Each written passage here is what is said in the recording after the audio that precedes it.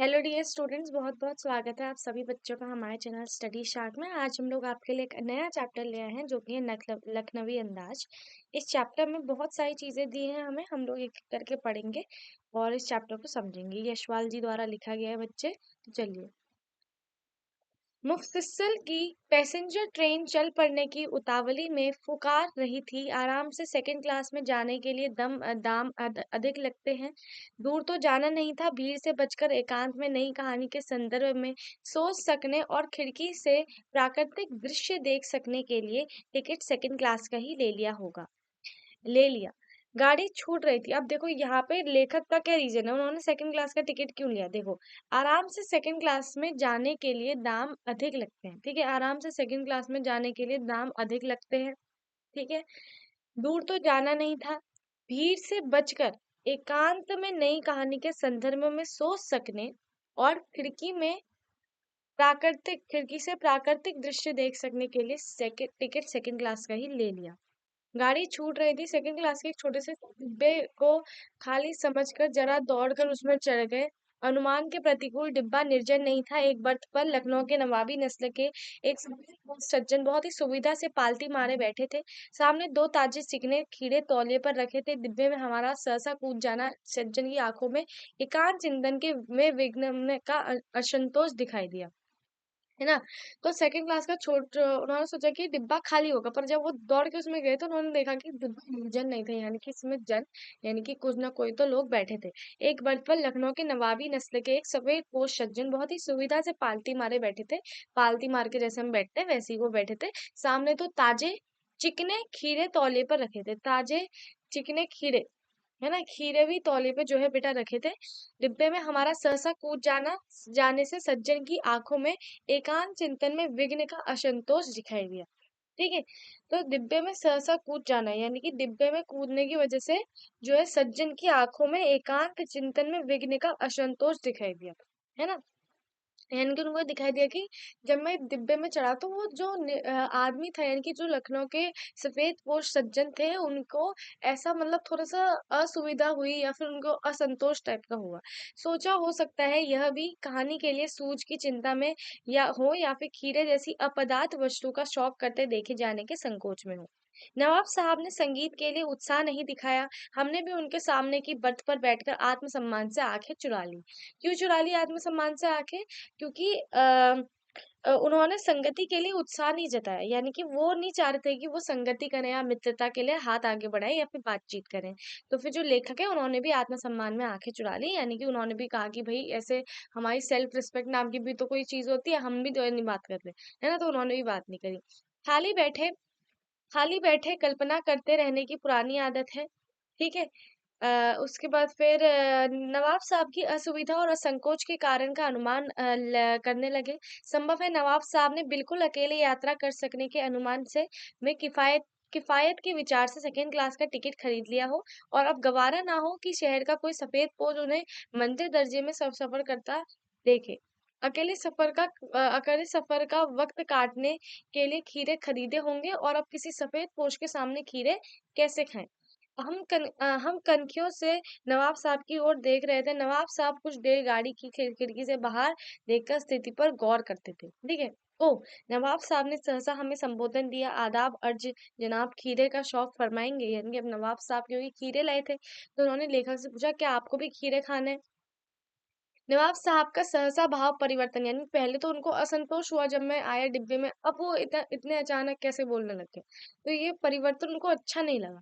भाप लिया कि आप का गुमान बनाए रखने के लिए हमें भी मामूली लोगों की हरकत में लथेड़ लेना चाहते हैं, यानी कि अपना शराफत, यानी कि हम तो बड़े अच्छे हैं लेकिन आप ये मेरे को जो है ये मामूली लोगों की जो हरकत होती है, यानी कि दूसरों का जो है वो ले लेते हैं चीजें और खा लेते हैं, इसमें आप मेरे को जो है लथेड़ लेना चाहते हैं।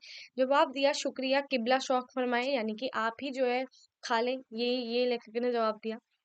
नवाब साहब ने फिर एक पल खिड़की से बाहर देखकर गौर किया और दृढ़ निश्चय से खीरों के नीचे रखा तौलिया झाड़ कर सामने बिछा दिया। सीट के नीचे लौटा कर लोटा अच्छा सीट के नीचे लोटा उठाकर दोनों खीरों को खिड़की से बाहर धोया और तौलिए से पोंछ लिया।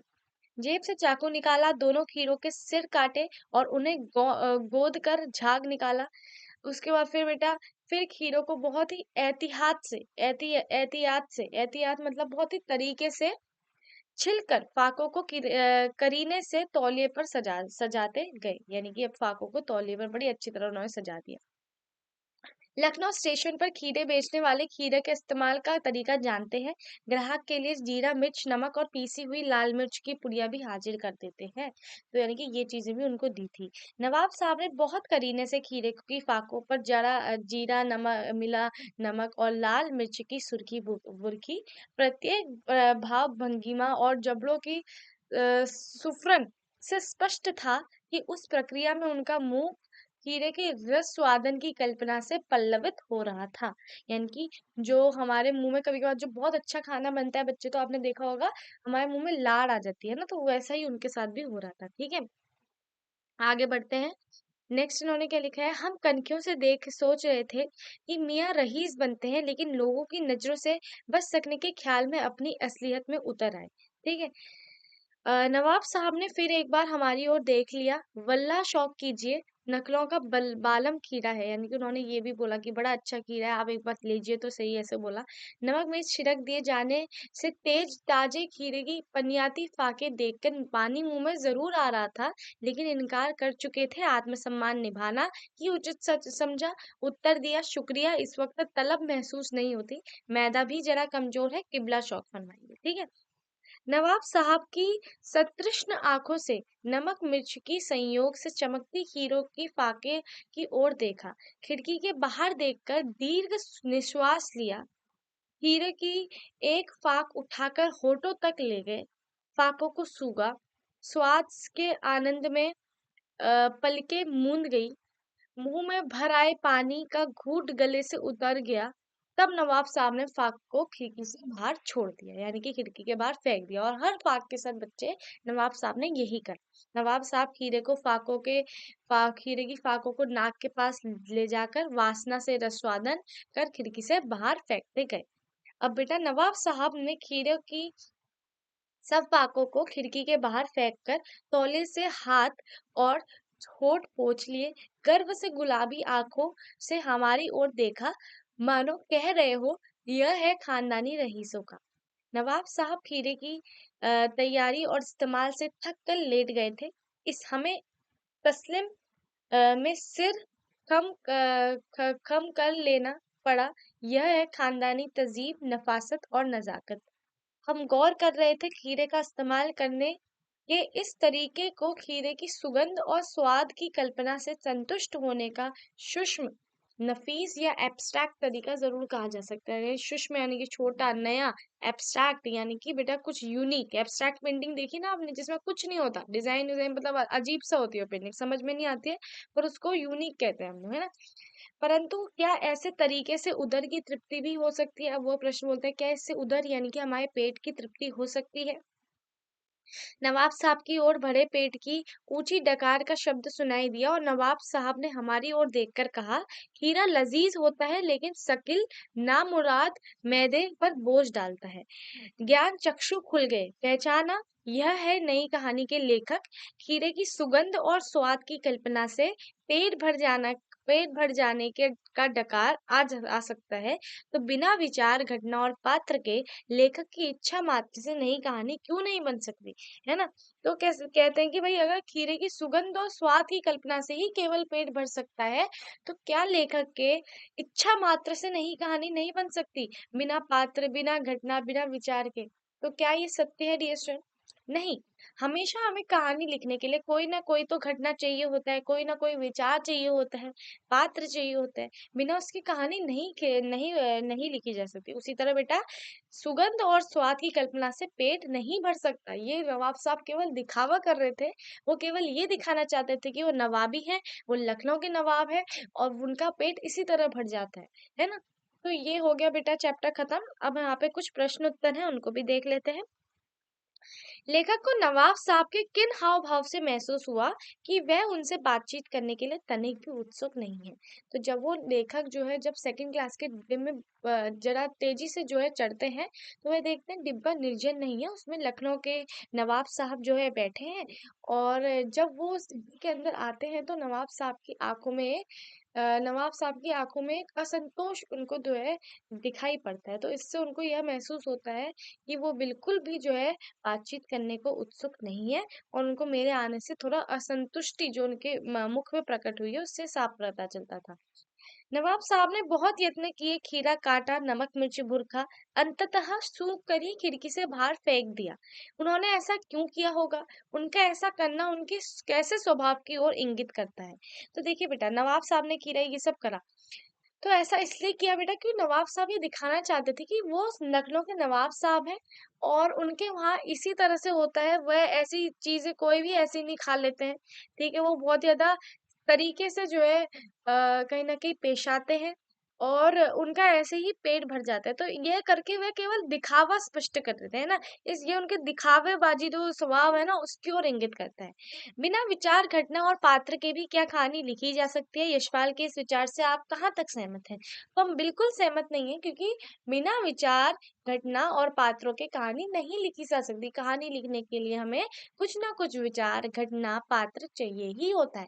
जिस तरह आपने देखा कि यहाँ पे जो ये उदर की तृप्ति के लिए भी हमें जो है खाना चाहिए होता है, पर यहाँ पे सिर्फ नवाब साहब जो है दिखावा कर रहे थे।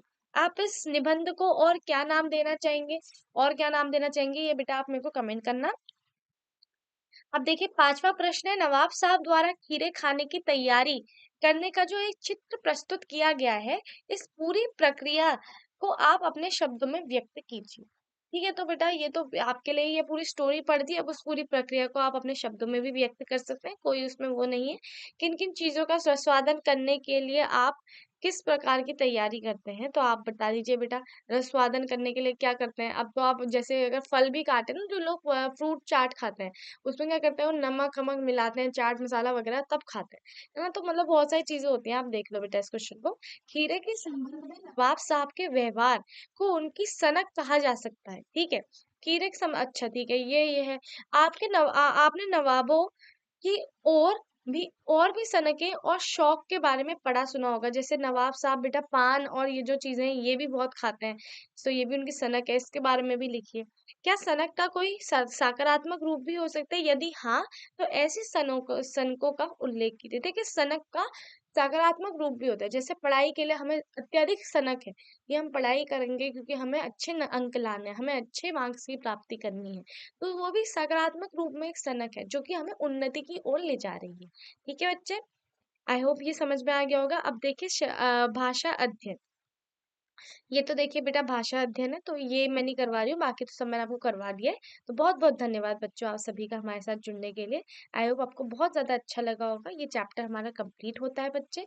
अब नेक्स्ट वीडियो में हम लोग नेक्स्ट चैप्टर पढ़ेंगे। टिल देन टेक केयर, और बहुत बहुत धन्यवाद आप सभी बच्चों का हमारे साथ जुड़ने के लिए।